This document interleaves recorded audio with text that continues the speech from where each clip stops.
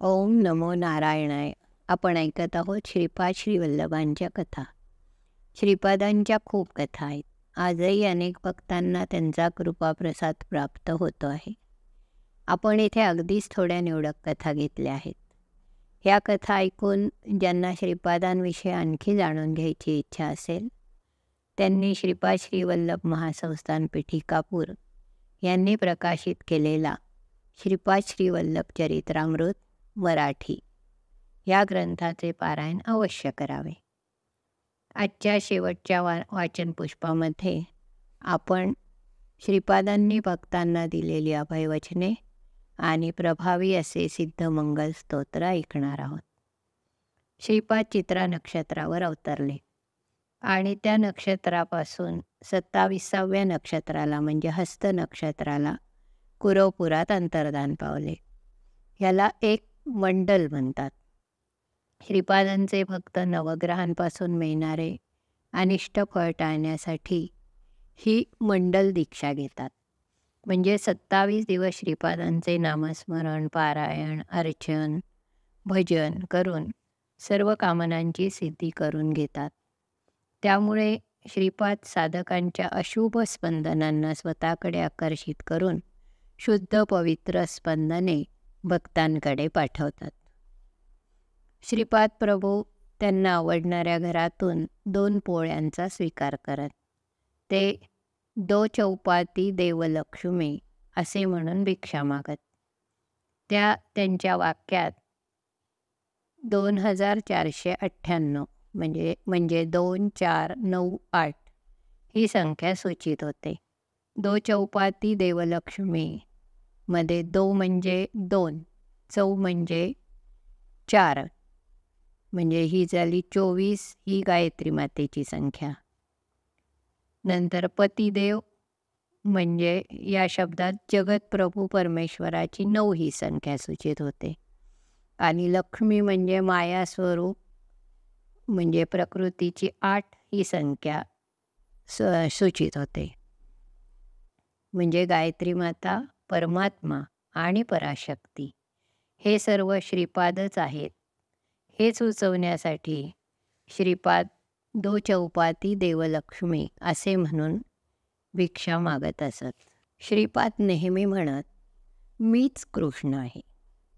तसेच महालक्ष्मी, महासरस्वती, महाकाली यांच्याही पलीकडे जी पराशक्ती आहे तीच माझी शक्ती अनघालक्ष्मी आणि मी तिचा अनघ.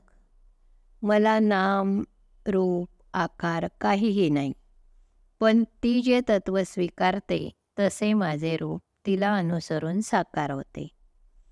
म्हणजे तिने महालक्ष्मीचे रूप घेतले तर मी महाविष्णू होतो आणि तिने पद्मावतीचे रूप घेतले तर मी तिचा प्रभू श्रीनिवास होतो.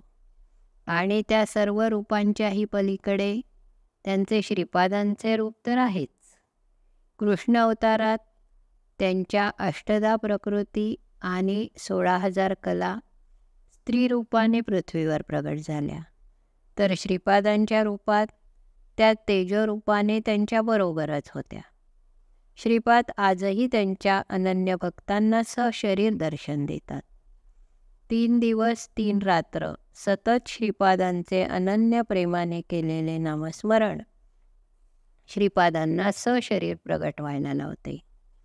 श्रीकृष्णाप्रमाणे लहानपणीच श्रीपादांनी अलौकिक दिव्य लीला केल्या आहेत, ज्यांच्या नुसत्या श्रवणाने, स्मरणाने जन्मोजन्मींची पापे नष्ट होऊन दत्तभक्तीचा अंकुर फुटतो आणि श्रीपादांच्या कृपेने तो वाढून त्याचा भक्तिप्रेमाचा वटवृक्ष तयार होतो.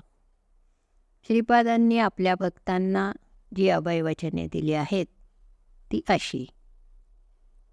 माझ्या चरित्राचे पारायण, गायन होत असलेल्या प्रत्येक स्थळी मी सूक्ष्म रूपात असतो.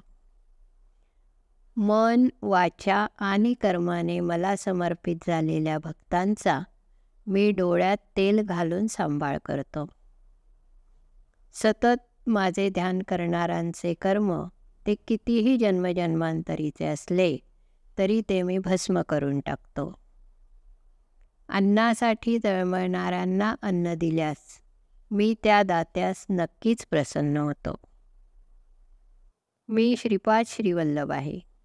माझ्या भक्तांच्या घरी महालक्ष्मी तिच्या संपूर्ण कलेने प्रकाशित असते. तुमचे अंतःकरण शुद्ध असेल तर माझा कटाक्ष सदैव तुमच्यावर असतो. तुम्ही ज्या देवता सद्गुरूंची आराधना कराल ती मलाच येऊन मिळते. माझा अनुग्रह त्या देवता किंवा सद्गुरूंच्या द्वारे तुम्हाला प्राप्त होतो.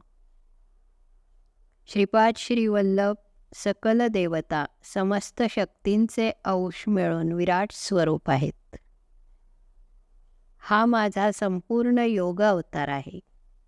महायोगी सिद्ध पुरुष जे माझे नित्य ध्यान करतात ते माझेच अंश आहेत. तुम्ही माझी आराधना केली तर मी तुम्हाला धर्ममार्गाचा कर्ममार्गाचा बोध करतो. तुम्ही पतित होऊ नये म्हणून सदैव तुमचे रक्षण करतो. श्रीपाद श्रीवल्लभांनी आपल्या सर्वांच्या कल्याणासाठी एक स्तोत्रही दिलेलं आहे. ते स्तोत्र असे, त्याला सिद्धमंगल स्तोत्र असे म्हणतात. श्री वापरणाऱ्यांना श्री दत्तात्रेयांचे दर्शन घडले तेव्हा त्यांनी हे सिद्धमंगल स्तोत्र लिहिले आहे. प्रत्यक्ष दत्तप्रभूंच्या दर्शनाच्या अनुभूतीने गायली जाणारी ह्या स्तोत्रातली अक्षरे अत्यंत प्रभावशाली आहेत. ह्या अक्षरांमधलं चैतन्य हे अनेक युगपर्यंत अक्षय असं राहणार आहे. ह्या स्तोत्राच्या पठणाला कोणताही विधी निषेध नाही. ते केव्हाही कुठेही आपण म्हणू शकता. फक्त अत्यंत प्रेमाने आणि भावभक्तीने ते म्हणावे एवढेच. सिद्धमंगल स्तोत्र. श्रीमदनंत श्री विभूषित अप्पल लक्ष्मी नरसिंह राजा जय विजयी भव दिग्विजयी भव श्रीमदखंड श्री विजयी भव. श्री विद्याधरी राधा सुरेखा श्री राखीधर श्रीपादा जय विजयी भव दिग्विजयी भव श्रीमदखंड श्री विजयी भव. माता सुमती वात्सल्यामृत परिपोषित जय श्रीपादा जय विजयी भव दिग्विजयी भव श्रीमदखंड श्री विजयी भव. सत्य ऋषीश्वर दुहितानंदन बापनाचार्यनुत श्रीचरणा जय विजयी भव दिग्विजयी भव श्रीमदखंड श्री विजयी भव.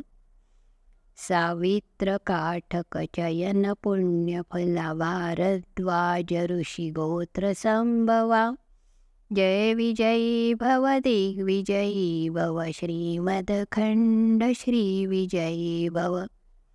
दौचौपाती देवलक्ष्मी गणसंख्या बोधित श्रीचरणा जय विजयी भव दिग्विजयी भव श्रीमदखंड श्री विजयी भव. पुण्यरूपिणी राजमांबसुत गर्भ पुण्यफल संजाता जय विजयी भव दिग्विजयी भव श्रीमदखंड श्री विजयी भव. सुमती नंदन नरहरिनंदन दत्तदेव प्रभु श्रीपादा जय विजयी भव दिग्विजयी भव श्रीमदखंड श्री विजयी भव. पीठिकापूर नित्यविहारा मधुमती दत्ता मंगलरूपा जय विजयी भव दिग्विजयी भव श्रीमदखंड श्री विजयी भव. या स्तोत्राच्या पठनाने मनातील सर्व कामना पूर्ण होतात आणि ते भक्त श्रीपाद श्रीवल्लभांच्या कृपेस पात्र होतात. अवधूत चिंतन श्री गुरुदेव दत्त. हरि ओम तत्सत. श्रीपाद श्रीवल्लभांचा जय जयकार असो. श्रीपादराजं शरणं प्रपद्ये.